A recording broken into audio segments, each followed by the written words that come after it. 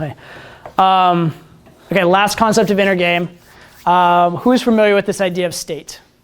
Yeah? Cool. How many people like the idea of state? No. Yes? Some?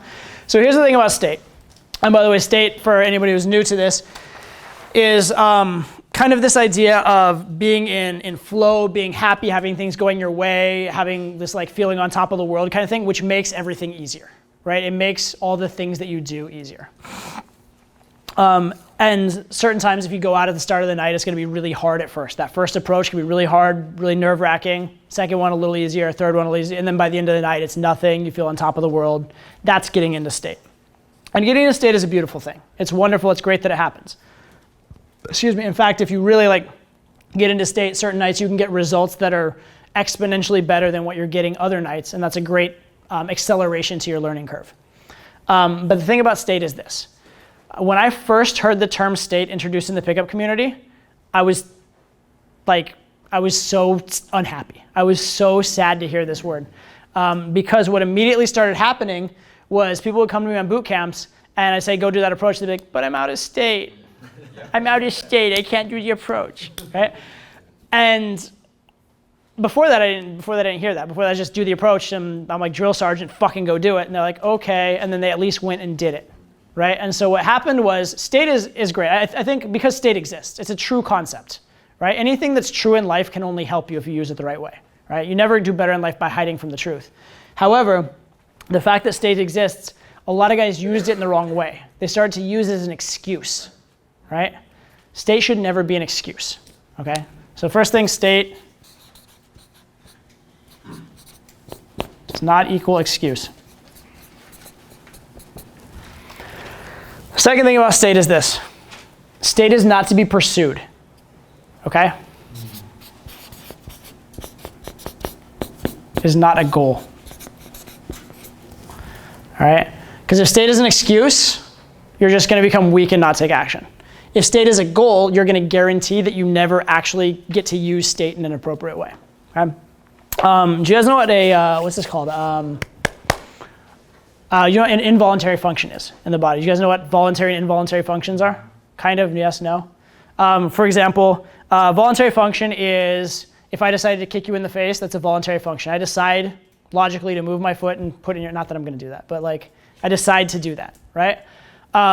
Involuntary function is if I smell something really fucking awful and rancid and I retch and almost vomit, that happened without me deciding, let me decide to retch and vomit. It's just an instinctive thing that my body did, okay? And so a lot of things like your heart beating is an involuntary function. You're not thinking about every single time your heart beats. And in fact, if you try and think about your heart beating and regulating it, one, you'll probably have very little effect, but whatever effect you do have will probably just make it less efficient. Okay, it just won't work as well, okay? Or like, for example, like shivering when you get cold. It's hard to I can't make myself physically shiver right now because I want to, but it happens involuntarily at the right times. But understand that state is an involuntary function. Okay, state is not something that you can take direct conscious control over. But that doesn't mean it can't be useful to you. Problem is, when you're trying to turn state into a goal, you're trying to take conscious control over it. And the very fact that you're focused on state, the idea of state is this, this place of not caring, being focused on the world instead of inside your own head. Being present is an aspect of being in state.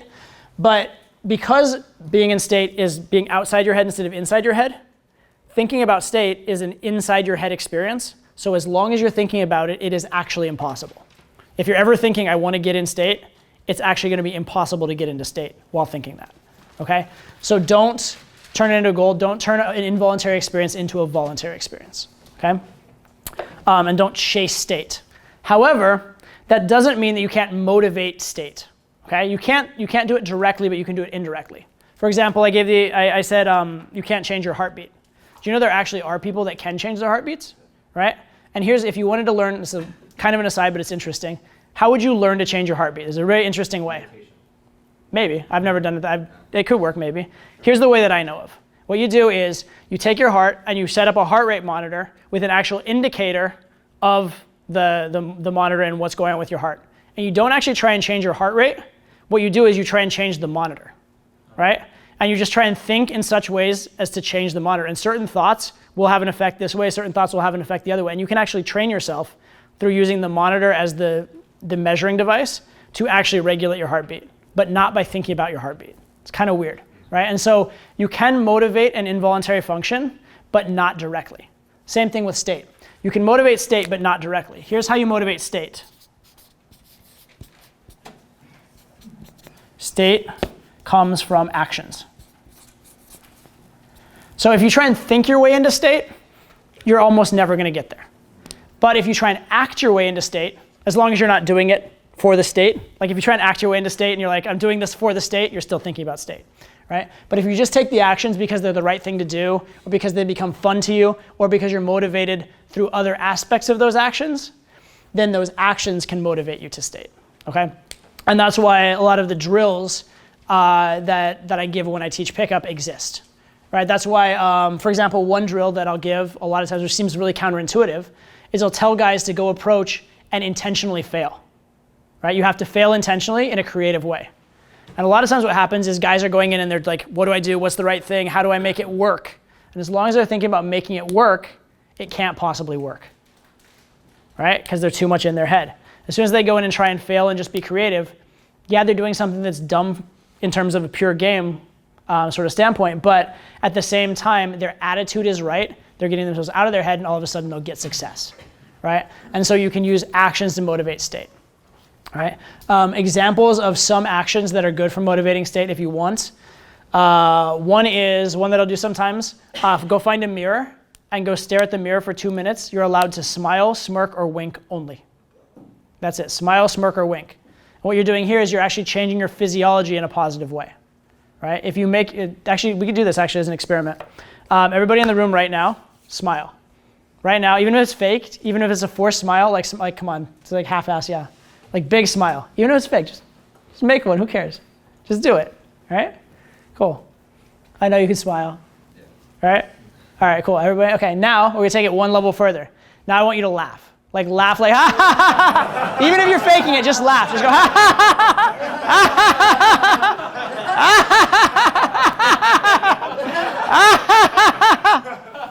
ha. Good. How did that feel? Pretty good. Good? You guys feel better than you did before? I do. Right? So what happened? You just change your physiology. You start acting the way you would if you were in state, so to speak, right? And it gets you a little bit closer to being in state. What if I tell myself that how good looking I am when I look in the mirror? If you can actually buy into it. If you can actually buy into it and be like, I do that. I mean, I don't do it for state. I just do it because I'm narcissistic. I'm just like, look at that man, right? It works. Yeah. I knew a bartender that used to do that. Like, because everybody he would look angry or upset while he was bartending. People would look at him and he would look like he's upset. He's just like in the moment. And he started forcing himself to smile to change the vibe. Okay. And eventually he would believe it. And eventually it would. Exactly. Yeah. Exactly. It's the behavior to get you there, so to speak. So that's one. Another one that you can do is, I don't do this often, but I've had guys like do like 10 jumping jacks before they go to an approach, just because they're too low energy to get them like into that place of energy. Here's a funny one actually. Anything that throws you off your rhythm actually can be helpful. For example, every once in a while when you do an approach, especially in like day game, if you like tap a girl on the shoulder and she just like gets startled, she's like, oh my God, what the hell, right? Funny enough, if a student's having a really bad day and then he has one of those, oftentimes that approach will go really well and it'll turn his whole day around. Because what was happening as he was having bad approaches, he was getting more and more in his head, he was thinking more and more, what am I gonna do on the next one? What's the next step? And he starts getting too thoughtful. And then when the girl does something like that just shocks him out of that and he has to react in the moment, all of a sudden his best self comes out, right? And so anything that shocks your system, gets you out of your head and just like gets you to stop thinking about state and actually just in the world of action, in the world of being in the moment is actually very, very effective, okay?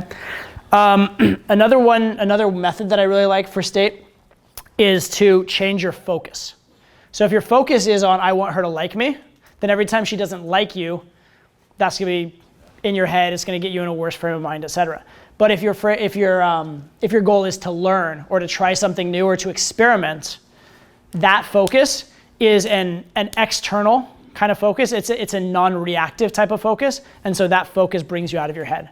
And what will happen is instinctively, you'll just start taking on better and better behaviors. And the nice thing about that focus and why I like it is that even if you don't take on better behaviors, you're still learning because you're still trying new things, you're still experimenting. So I really, really like that for state as well. And then the third solution for state is just take action. Just take any action. Just do whatever you think is the right action, no matter how scared you are, no matter how out of state you are, and just wait for the environment or some stimulus to shock your system, and it will happen naturally. So you just give it time and let it happen, right? Now, you can't get out of state by letting it happen by standing over in the corner, right? You have to actually be taking action and interacting in order for that process to develop. But those are 3 ways, is change your physiology, change your outlook, or just do it anyway and let the situation, like there'll be a certain point where you just stop thinking inside your head because something will happen. Let an event in the outside world trigger you into that right headspace. Okay, but those are the good ways around it.